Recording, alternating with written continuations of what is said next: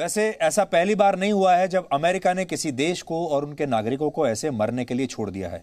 America इससे पहले भी अपनी विस्तारवादी नीति के तहत ये सब कुछ करता आया है और उन्होंने बहुत सारे देशों में ऐसे ही उन्हें अस्थिर करके छोड़ दिया है, जिसमें इराक भी एक देश है। इससे पहले और भी बहुत जगह उन्होंने ये काम किए हैं। इसलिए ऐसा नहीं कि अमेरिका ने पहली बार ये किया हो, लेकिन इस बार जो बात अलग है वो ये कि इस समय 2021 में सोशल मीडिया अपने उफान पर है, इंटरनेट अपने उफान पर है। हर व्यक्ति के पास, यहां तक कि अफगानिस्तान जैसे देश में भी हर व्यक्ति के पास एक ना एक मोबाइल फोन है जिसमें एक कैमरा लगा हुआ है। इससे पहले ये बड़े बड़े देश जब इस तरह लोगों को परेशान करते थे, लोगों को इस्तेमाल कर लिया करते थे, तो ये बात दुनिया तक पहुंचती नहीं थी, क्योंकि तस्वीरें नहीं पहुंचती थी, वीडियो नहीं पहुंचते थे। और जो मेन स्ट्रीम मीडिया है वो तो इन बड़े बड़े देशों की जेब में है, उसे ये खरीद लिया करते थे और मेन स्ट्रीम मीडिया कभी इसे रिपोर्ट नहीं करता था। ये पहली बार हुआ है जब अमेरिका को इतना बुरी तरीके से ट्रोल किया जा रहा है, पूरी दुनिया में उसकी आलोचना हो रही है, पोल खुली है और अफगानिस्तान में जो कुछ हो रहा है उसका एक एक वीडियो, एक एक तस्वीर आप तक पहुंच रही है। ये टेक्नोलॉजी का कमाल है और इसलिए इस बार जो कुछ अफगानिस्तान में हुआ है वो बेकार नहीं जाएगा। वो ये सारी जो बातें हैं जो हो रही हैं ये दबेंगी नहीं। इस बार पूरी दुनिया में जो करोड़ों सैकड़ों करोड़ लोग हैं वो इसे देख रहे हैं। तालिबानी हाथ में बंदूक लेकर खड़े हैं, लेकिन वहां की जनता अपने देश का झंडा छोड़ने को तैयार नहीं, जबकि भारत के ही कुछ लोग खुद को यहां इतना असुरक्षित समझते हैं कि वो बात बात पर देश छोड़ने की बात करने लगते हैं। आपको याद होगा एक मशहूर शायर हैं जिनका नाम है मुनव्वर राणा, उन्होंने भी आज कुछ ऐसा ही बयान दिया। अब आप देखिए, हर रोज एक ना एक बयान ऐसे लोगों का रोज आ रहा है जो तालिबान का स्वागत करते हैं। मुनव्वर राणा ने भी कहा है कि तालिबान किसी को भागने पर मजबूर नहीं कर रहा, जबकि उत्तर प्रदेश के हालात देखकर उनका यहां से भाग जाने का मन करता है। मुनव्वर राणा की ये बातें सुनिए। तकरीबन 1100 बरस से वो हिंदुस्तान के दोस्त रहे हैं। हिंदुस्तान को उन्होंने कभी कोई नुकसान नहीं पहुंचाया और हमेशा हिंदुस्तान को इज्जत की निगाह से देखा। अफगानियों को कभी किसी तरह की मदद की ज़रूरत हुई तो उन्होंने हिंदुस्तान से ही मांगा। लोग डर रहे हैं, लोग भाग रहे हैं वहाँ से और लगातार जो है तमाम जगहों पे कब्जा किया जा रहा है। नहीं, देखिए, लोग भाग रहे हैं लेकिन किसी को नुकसान तो नहीं पहुंचा रहे हैं वो लोग ना। भाई कहीं से भी भाग सकता है आदमी। माफ़ कर दीजिएगा, मैं बहुत मजबूरी में कह रहा हूँ कि उत्तर प्रदेश के जो हालात हैं इसमें यहाँ से भाग जाने को नहीं चाहता है। आप वहाँ पहुँच गए, इराक पहुँच गए। उत्तर प्रदेश में कानपुर में रक्षा वाले को किस तरीके से, शर्म की बात है। मीडिया को कम से कम एक हफ्ते तो ब्लैक कर देना चाहिए था अपना टीवी सब। तो आप वहाँ की जो माहौल है उस माहौल को उत्तर प्रदेश से आप कंपेयर कर रहे हैं कि उत्तर प्रदेश में भी कुछ उसी तरह का माहौल है? मतलब कमोबेश तो वैसा ही है, कमोबेश तो वैसा ही है।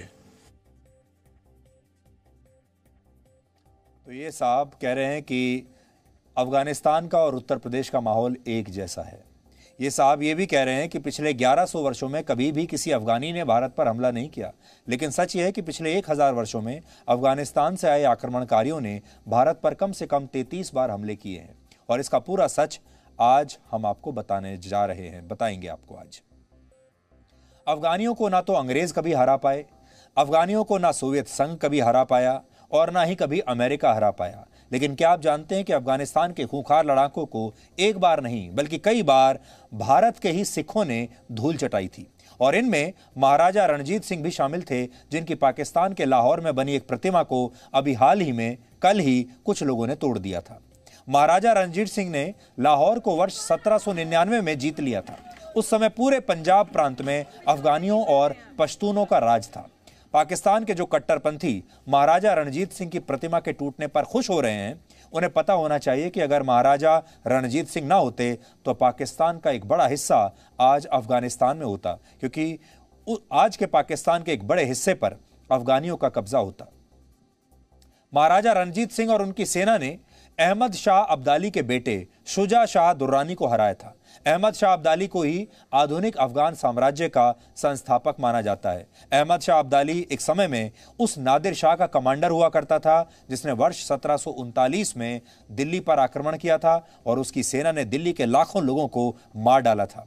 नादिर शाह अपने साथ भारत का कोहिनूर हीरा भी ले गया था, जिसे उसने बाद में अहमद शाह अब्दाली को सौंप दिया और अब्दाली ने आगे चलकर कोहिनूर हीरा अपने बेटे शुजा शाह दुर्रानी को सौंप दिया।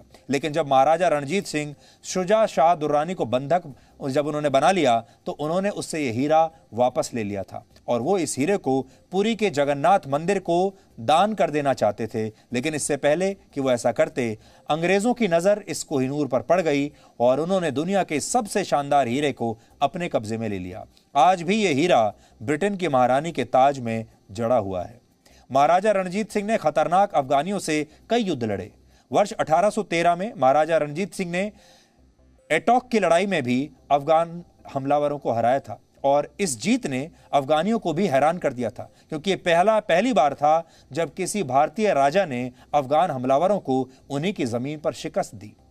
वर्ष 1818 में रणजीत सिंह ने जब मुल्तान को जीता तो उसके बाद उस पूरे क्षेत्र पर शुजा शाह दुर्रानी का प्रभाव समाप्त हो गया। इसके बाद अगले ही साल 1819 में महाराजा रणजीत सिंह ने कश्मीर के साथ साथ पेशावर को भी जीत लिया था। अफगान हमलावरों और महाराजा रणजीत सिंह के बीच कई लड़ाइयां हुई, जिसमें हर बार जीत महाराजा रणजीत सिंह की ही हुई और इसी वजह से अफगानियों ने महाराजा रणजीत सिंह को हराने के लिए जिहाद का सहारा लिया। फिर 1823 में काबुल के शासक अजीम खान बुरकाजी की अगुवाई में जिहाद के नाम पर एक युद्ध लड़ा गया।